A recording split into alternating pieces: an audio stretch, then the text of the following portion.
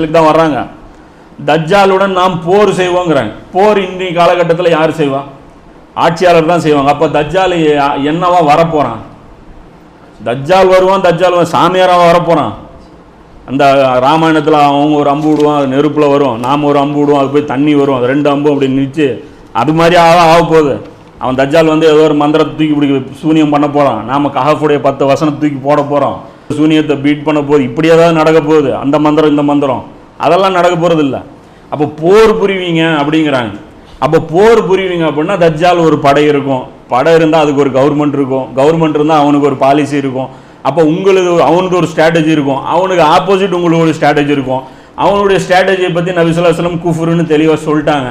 அப்போது தஜ்ஜால் குறக்கக்கூடிய அந்த குஃபுர் எதுங்கிறது நாம் அடையாளம் கண்டுபிடிக்க வேண்டியது நம்ம மேலே கடமை.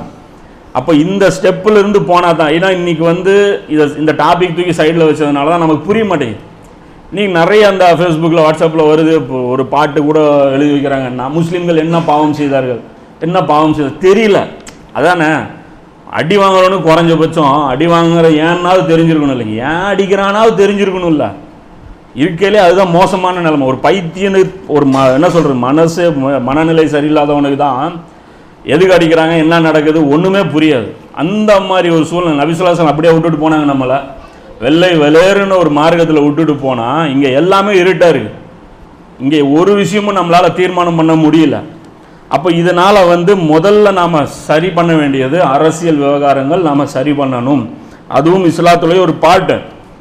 ஏன்னா அரசியலில் அகீதாவும் இருக்குது, தௌஹீதும் இருக்குது. சொல்கிறோம்ல, அகீதாவை முதல்ல படிக்கணும் அப்படின்னு சொல்லி சொல்கிறாங்க. உண்மைதான், அகீதா தான் ஃபஸ்ட்டு. ஆனால் அகீதானா என்ன